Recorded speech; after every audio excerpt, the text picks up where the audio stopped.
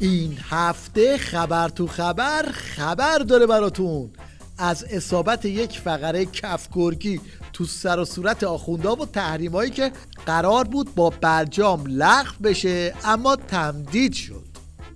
با وجود متعهد بودن ایران به اجرای برجام به اذعان نهادهای بین المللی و مقامات غربی، کنگره امریکا در اقدامی خصمانه تحریم‌های 10 ساله ایران را تصویب کرد. اسما خیلی تقلا کرد که شاید یه جوری سوار خر برجام بشه و از پل بگذره، اما نشد که نشد.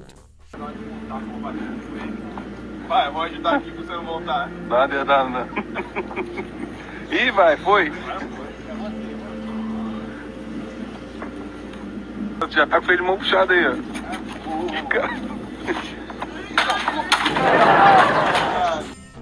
مم جواد ظریف که این روزا حسابی دیپرس شده تمام زورش رو زد تا خودش رو خونسرد نشون بده و بگه اگه آمریکا نیست به جاش هند و ژاپن و چین هستن.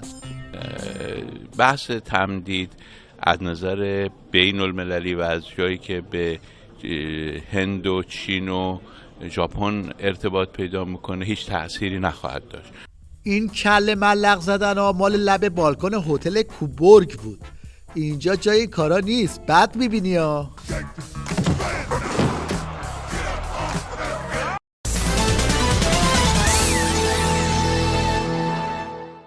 از اون طرف پاسدار شمخالخالی که مثلا وزیر دفاع رژیمه هر چی فکر کرد عقلش به جای قد نداد، تصمیم گرفت بیاد به صحنه و از استراتژی جفتک پرونی پرده برداری کنه. تمدید این تحریم در این شرایط توسط هر کسی مفهومش لگد زدن به برجام. ملت ایران این لگد زدن رو بی پاسخ نمیذاره. بسته فنی فراهم کرده که اگر این لگد زدن حاصل شد و بسته فنیش رو عمل بکنه به نحوی که اونا مبهوت وضعیت. حالا دوستان شما خودتون قضاوت کنید. حرفای این پاسدار شمخالخالی خنده دارتر بود یا افه این بابا؟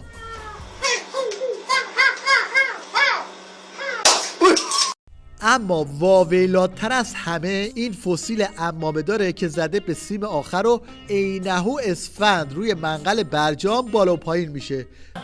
دروغگو، حیله‌گر و از رویه شما که ظلم و خونریزی و حمایت از ستمگران با تمام وجود بیزاریم و از شما و اگر شما به سوی پاره کردن برجام می روید ما طبق بیان رهبری قبل از شما اون را می سوزانیم.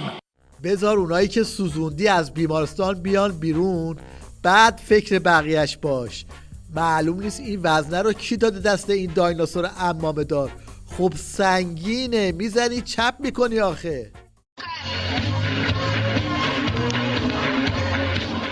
حالا تو این روزایی که تمدید تحریما اینجوری داره آخوندا رو میچزونه، یادی هم بکنیم از عنتری نژاد که راجع به تحریما اینجوری میگفت: شما اگر سفر کنید به ایران، برید در خیابونها با مردم صحبت کنید، میگن تحریم چی هست اصلا؟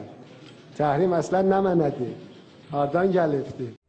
پاسدارای نیروی دریایی هم هر چی گشتن تا به سمت رزمناوای دشمن توپ در کنن، توپ پیدا نکردن، به جاش قمپز در کردن.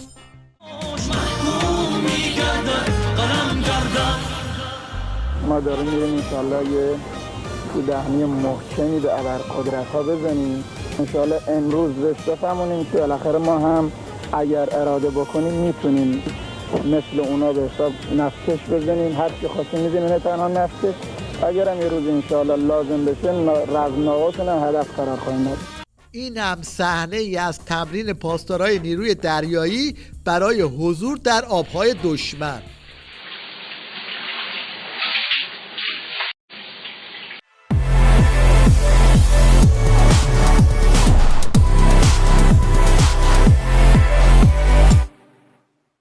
اما حرف آخر رو این عمو جغد شاخدار زد که رئیس کمیسیون امنیت مجلس هم است. ته حرفش هم اینه که برجام از هر طرفم که به چرخه، هر چقدر هم که تحریم کنن ما دست از پا خطا نمی کنیم. در نقطه مقابل ما یک کشور نیست. آمریکایی که از 6 کشور هست، 5 به اضافه 1 معنیش همینه. بنابراین در واقع ما حتما نباید آغازگر در واقع عدم اجرای برجام باشیم. به این ترتیب تنها راهی که جلوی پای آخوندا مونده اینه که با سر شیرجه برن تو باتلاق برجام و برشام و باقی زهرها.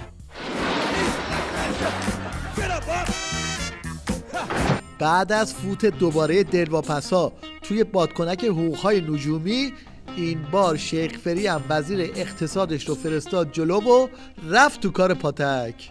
ما کمتر مورد تخلف داشتیم. اکثر مواردی که دریافتای نامتعارف داشتن دریافتشون مستند به آیین‌نامه‌ها و قوانین و مقرراتی بوده که اون میزان دریافتی رو برای اونها تعیین کرده بود. بنابراین ما اصالت رو دادیم به اصلاح ضوابط و مقررات. اینا حواسشون نیست که با این چکشایی که به سر و صورت همدیگه میزنن در واقع دارن ساختمون کلنگی نظام رو درب و داغون میکنن.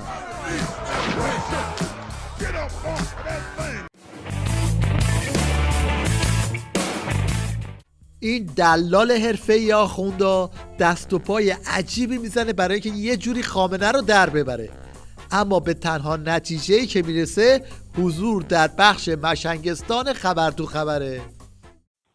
آقای خامنه‌ای شخصا یه زندگی درویشی داره، لقمه نون و پنیری میخوره، یه کته‌ای و خیلی هم ساده زندگی میکنه. حالا یه گریزی هم به آرشیو جنتی لعنتی بزنیم ببینیم این نمیرالدوله چی بلغور میکنه. حتی تخلق ابصار القلوب حجم النور فتصل الى محضر العدم و تسیر ارواحنا معلقه قدس خدایا من دلم میخواد تو رو ببینم.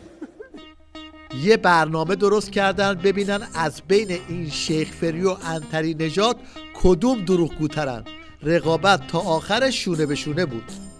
به عنوان یه شهروند تا اینجا توی دوره قبلی ریاست جمهوری و الان به نظرتون کدومشون کمتر به وعده‌هاشون عمل کردن؟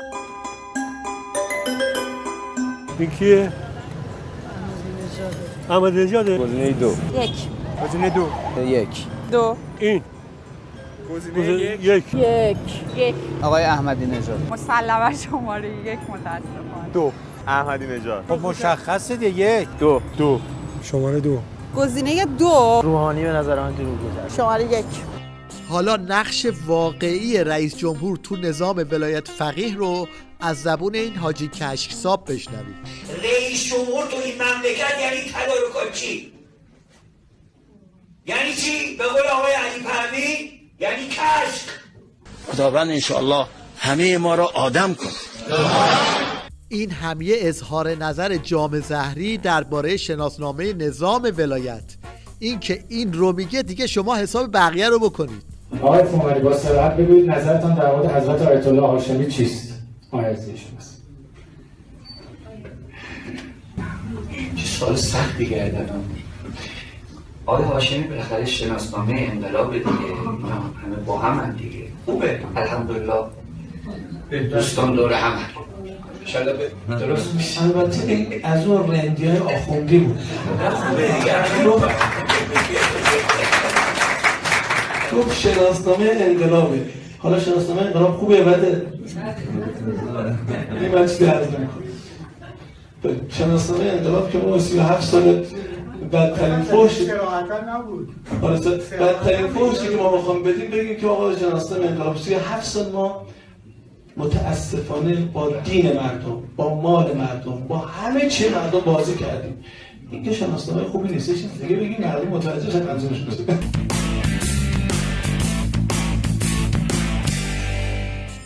تمدید تحریم‌های 10 ساله طوری این آخوندا رو دستباجی کرده که حتی مجری اخبار هواشناسی تیویش رو هم مجبور کردن یه جوری اخبار هواشناسی رو ربط بده به این داستان. در رابطه با نقض برجام صحبت می‌کردین، من شاید این به ذهنم اومد که ما هواشناسا و خیلی مردم یه ضرب مسئله داریم که میگیم به 2 تا چیز نباید اعتماد کرد، یکیش هوا، اون یکی دیگه شاید با توجه به امروز همون آمریکا باشه که اصلا نمیشه بهش اعتماد کرد. توی این برنامه هم مجری رو عوض کردن. مهمون جام زهری برنامه هم که دید زیاد تحویلش نمیگیرن قاطی کرد و زد به تیپ و تاپ مجری. حالا من اول پخت و پز شما رو یه انتقادی بکنم. بفهم. ببین از اول برنامه که اومدم 5 دقیقه فکر نمی‌کنم صحبت کرده باشم. حالا اولین جلسه‌تونه، ولی فکر می‌کنم این روش درستی نیست که من نیم ساعت زودتر دعوتم کردید از 6:30 اومدم اینجا نشستم که اونجا ناراحت شدم. دومش هم اینه که الان این برنامه من نمیدونم یعنی چی.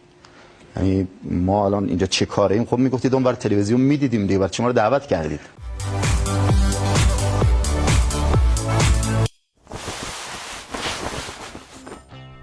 در آخر توجه شما رو به شیرینکاری این هموطن جلب میکنیم که برای همه حروف الفبا یه ترانه تو آستین داره. سه بده. ها؟ سه بده. سه؟ ها. سپید دم اومد و وقت جیم. جیم. جاله گل من، گل خوشگل من. مه بده. من مرد تن حال شبم 100 قسم. که بده. که کپر کاکل بتران بالا تو باد کن بفهمی. ره بده. ره رفتی و بیش تو دلم پر درده. زه بده. آینه گرمم ساکت و سرده. ده. ده. ته؟ ده.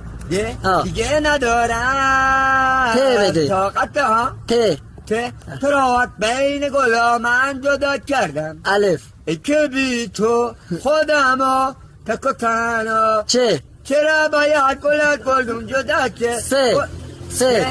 بسیدم اومد و وقت رفتم.